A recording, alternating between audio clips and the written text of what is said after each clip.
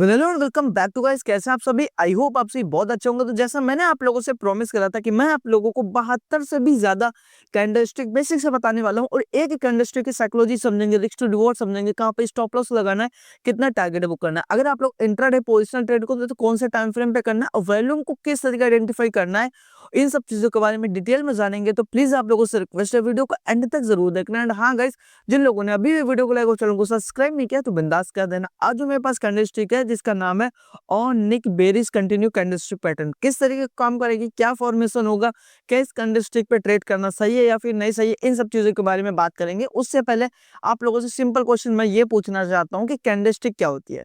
जिन लोगों को पता है बहुत अच्छी बात है, लेकिन जिन लोगों को नहीं पता कि कैंडलस्टिक क्या होती है, कैंडलस्टिक एक तरीके से मार्केट की भाषा होती है जो हम लोगों को समझने में हेल्प करते हैं कि मार्केट का मूड कैसा है, यहाँ से बाइंग आ सकती है, सेलिंग आ सकती है या फिर अपनी मार्केट एक ही दिन में फंसी रहेगी। हम लोगों को कहीं ना कहीं कैंडलस्टिक बताती है। आप लोगों ने यहाँ पे देखा कि यहाँ पे दो कैंडलस्टिक है, यहाँ पे एक और दो, ऐसी बहुत सारी कैंडलस्टिक होती है जहाँ पे एक समूह बनता है। आप लोगों ने ऐसा, यहाँ पे ऐसा ऐसा, तो एक तरीके से फॉर्मेशन, मतलब यहाँ पे कोई कैंडलस्टिक एक तरीके से यहाँ पे यहाँ पे यहाँ पे यहाँ पे काफी ज्यादा लॉन्ग पीरियड होता है, वो आप लोग ऐसा भी समझ सकते हैं। तो पैटर्न्स बनाती है कहीं ना कहीं कैंडल से मिलकर बनता है। आप लोगों ने सुना भी होगा तो M pattern, W pattern, double top, triple top, ascending, descending, कहीं ना कहीं कैंडलस्टिक से ही मिलकर बनता है और इसको हम लोग कहीं पर भी यूज कर सकते हैं, अपने इंडियन मार्केट, फॉरेक्स, क्रिप्टो, कहीं पर भी। तो अभी हम लोग समझते हैं on neck bearish continue candlestick pattern किस तरीके काम करता है। तो सबसे पहले बात, ग्रीन कैंडल्स का ओपनिंग प्राइस कहाँ पे होता है? ओपनिंग प्राइस ये होता है, ठीक है। क्लोजिंग प्राइस ये होता है, हाईस का ये होता है एंड लोइस का ये होता है, ठीक है। अब हम लोग समझते हैं रेड कैंडल के बारे में, जो कि इसको हम लोग बोलते हैं बुलिश और इसको हम लोग बोलते हैं बेरिश, ठीक है। रेड कैंडल के बारे में अगर हम लोग बात करते हैं तो ये इसका क्लोजिंग प्राइस होता है, ये इसका ओपनिंग प्राइस होता है और ये इसका हाई होता है एंड ये इसका लो होता है, जो कि मैं आप लोगों को स्टार्टिंग के जो पहला वाला वीडियो था कैंडलस्टिक में उसमें मैंने डिटेल में बताया था, ठीक है। ये लोग सेलर्स लोग मार्केट बनाते हैं और ये बायर्स लोग बनाते हैं, ठीक है। अब हम लोग समझते हैं इसमें हम लोग कुछ कैंडलस्टिक और फॉर्मेशन होता है जो कि दो होती हैं। आप लोग भी ऐसा भी समझ सकते हैं।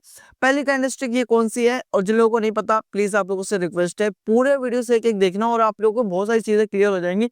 ये की कैंडलस्टिक काफी ज्यादा ट्रेंडिंग पे रहती है जिसका नाम है बेरिस मेरू बाजू कैंडलस्टिक। इस पे क्या होता है क्या नहीं होता मैं आप लोगों को बताता हूँ मोटा मोटा, कि बेरिस मेरू बाजू वो कैंडलस्टिक होती है जहाँ पे एक एक तरीके से बायर्स और सेलर्स काफी ज्यादा से एग्रेसिव सेलिंग करते हैं या बाइंग करते हैं। अगर ग्रीन कैंडल्स यहीं पे होती है तो आप लोग ऐसा समझ सकते हैं यहाँ पे बायर्स एक्टिव है, लेकिन रेड कैंडल तो यहाँ पे सेलर्स है। कहाँ पे कैंडलस्टिक फॉर्मेशन होगा, कहाँ पे ये बन रही है, अगर बन रही है तो कितने परसेंट बनने की एक्यूरेसी, इन सब चीजों के बारे में मैंने आप लोगों को डिटेल में बताया था। तो चैनल पे जाना, आप लोगों से रिक्वेस्ट है, जहाँ पे अभी पहला वाला वीडियो रैंक कर रहा है यहाँ पे आप लोग देख देख सकते हैं और इसको चीजें समझ सकते हैं कि क्या है। अभी हम लोग समझते हैं इसके बायर और सेलर्स की साइकोलॉजी। और हाँ, ग्रीन कैंडल रेड कैंडल को, उसमें हम लोगों को यहाँ पे ग्रीन कैंडल रेड कैंडल का कोई भी, ये वाली जो दूसरी वाली कैंडल्स है ग्रीन कैंडल रेड कैंडल का कोई भी ज्यादा रोल नहीं है। अभी हम लोग समझते हैं क्यों रोल नहीं है, क्या लॉजिक है, क्या लॉजिक नहीं है। सबसे पहली बात, ये बिटकॉइन का चार्ट है इंट्राडे लेवल का। अब हम लोग बात करते हैं टाइम फ्रेम के बारे में।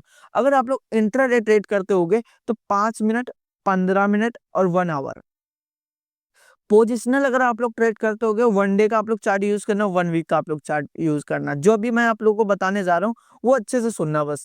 अगर आप लोग इंटरडे यूज करते होगे तो 5 मिनट, 15 मिनट और 1 आवर का आप लोग चार्ट यूज करना, क्योंकि वहाँ पे चीजें क्या होने वाली है उसके बारे में बात करते हैं। उसके पहले बात हम लोग इसके रेजिस्टेंस और सपोर्ट के बारे में बात करते हैं। ये हमारे पास सपोर्ट काम कर रहा है, ये हमारे पास रेजिस्टेंस काम कर रही है, हमारे पास सपोर्ट का काम कर रहा है। सबसे पहली बात, इसमें हम लोगों ने एक चीज देखी, कहाँ पे क्या देखे, बायर्स और सेलर्स की साइकोलॉजी हम लोग समझते हैं।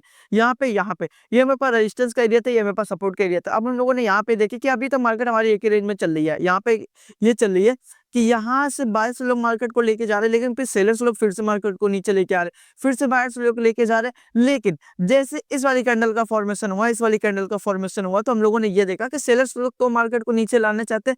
एंड इसके बाद में यहाँ पे इस थोड़ा सा गैप आप लोगों को देखने के लिए मिल रहा है। मैं आप लोगों को जूम कर देता हूँ थोड़ा सा, ये वाला जो गैप आप लोगों को देखने के लिए मिल रहा है, ये गैप हम लोगों को नॉर्मल गैप नहीं है, जो कि आप लोगों को बिल्कुल नॉर्मल देखने के लिए लग रहा होगा, बट ये बिल्कुल भी नॉर्मल नहीं है। यहाँ पे आप लोगों ने देखा कि कहीं पर भी मार्केट आके इस गैप को फिल नहीं करी है।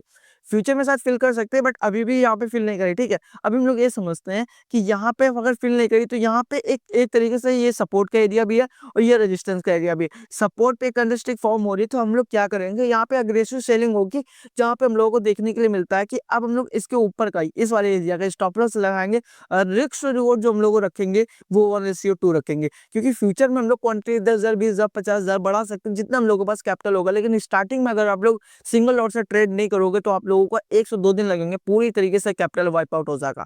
हम लोग थोड़ा एग्जांपल के थ्रू समझते हैं ताकि आप लोगों को चीज़ें ज़्यादा क्लियर होंगी। मान लेते हैं आप लोगों के पास 10,000 का कैपिटल है, 10,000 का कैपिटल है, आप लोग उसका 3% मतलब 300 का पर डे अगर लॉस करोगे, तो लगभग आप लोगों का जो कैपिटल है, आप लोगों को हिसाब से 10 दिन तो आप लोग चला सकते हो। अगर 300 का लॉस करोगे 10 दिन, क्योंकि कभी-कभी ज़्यादा हो जाएगा, कभी-कभी 10 दिन तक लगातार आप लोग बिल्कुल भी नहीं कर पाओगे, क्योंकि 10 दिन में ये जो कैपिटल बन के जाता है, लगभग 3,000 रुपए बन के जाएगा, ठीक है? और 6,000 रुपए पूरे 20 दिन में, और 20 से 22 दिन मार्केट का होता है, तो कहीं न कहीं आप लोग कैपिटल बचाने का सिक्योर करोगे। लेकिन यही अगर आप लोग बिल्कुल बचाना चाहते हो, तो आप लोग क्या करोगे, इक्विटी में आओ। आप लोग इक्विटी में आओ, आप लोग एफ-एन-ओ पे मत आओ, क्योंकि एफ-एन-ओ यार बहुत ज़्यादा रिस्की होता है। मैं आप लोगों से वही बोलता हूँ कि इक्विटी पे आओ। आप लोग क्या करो, एचडीएफसी का शेयर उठाओ, आईसीआईसीआई का शेयर उठाओ, ठीक है? अगर आप लोग आईसीआईसीआई का शेयर उठाओगे, तो आप लोगों को ये देखने के लिए भैया वहाँ पे लिक्विडिटी ज़्यादा है, लोग ज़्यादा है, तो वहाँ पे बाइंग, सेलिंग, सपोर्ट, रेजिस्टेंस किस तरीके का काम करता है, आप लोग कोई स्ट्रेटेजी यूज़ करते होगे, आरएसआई, या अगर आप लोग एमएसीडी यूज़ करते हो, कुछ भी अगर आप लोग यूज़ करते होगे, तो कहीं न कहीं आप लोगों की एक्यूरेसी बढ़ जाएगी, क्योंकि 1-2 महीने, 6 महीने का काम नहीं है भाई, ये सालों-साल का काम है, तो आप लोगों को सीखने के टाइम देना पड़ेगा, ठीक है? अब हम बात करते हैं इसके वैल्यू के बारे में कि इसमें वैल्यू आप लोगों को देखने के मिल रहा है, यहाँ पे कुछ कम है, यहाँ पे कुछ ज़्यादा है, बट आप लोग यहाँ पे एक चीज़ तो नोटिस कर पाओगे, कहीं न कहीं वैल्यू में एक हम लोग को बढ़ते हुए क्रम में देखने के लिए मिल रहा है, जो कि अगर बढ़ते हुए क्रम में देखने को मिले तो ज़्यादा एक्यूरेसी होगी, और ये हम लोगों का कैंडलस्टिक है, कहीं बीच में फॉर्मेशन होगा, ये हम लोगों को कंटिन्यू ये काम करेगा कि ये जो कैंडलस्टिक है, ये हम लोग को सिग्नल देगी कि अभी जो ट्रेंड है वो और ज़्यादा नीचे ही गिरेगा या फिर ऊपर जाएगा, ठीक है? जैसी कैंडलस्टिक होती है। अभी हम लोग जैसे इस कैंडलस्टिक के बारे में बात करने जा रहे हैं कि ऑनिक कैंडलस्टिक के, बेरिश कैंडलस्टिक के बारे में, तो हम लोग को ये कैंडलस्टिक ये फॉर्मेशन होती है कि कैंडलस्टिक और थोड़ी कंटिन्यू रहेगी और सेलिंग की ओर जाएगी, और कोई कंडीशन जब तक नहीं बनती तब तक कोई बाइंग की ओर कोई भी वो नहीं होता। अब इसके मेन गलती के बारे में बात करते हैं कि क्या-क्या गलती आप लोगों को थोड़ी-सी अवॉइड करनी चाहिए।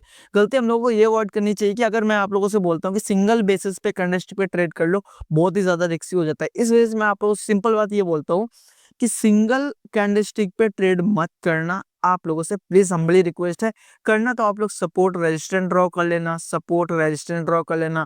आप लोग कोई इंडिकेटर अगर यूज़ करते होगे, कोई खुद की स्ट्रेटजी होगी, कुछ ईएमए अगर आप लोग यूज़ करते होगे, तो उस पे ट्रेड करना, जहाँ पे एक्यूरेसी ज़्यादा बढ़ जाएगी, और बड़े-बड़े टाइम फ्रेम पे करना ताकि एक्यूरेसी आप लोगों को ज़्यादा मिल जाए। बाकी आप लोगों को जो भी ओपिनियन था मैंने आप लोगों को बता दिया। अगर आप लोगों के दिल पे कुछ भी और ओपिनियन आता है तो आप लोग कमेंट करके पूछ सकते हैं। मिलते हैं नेक्स्ट वीडियो में, तब तक के लिए बाय बाय, सी यू और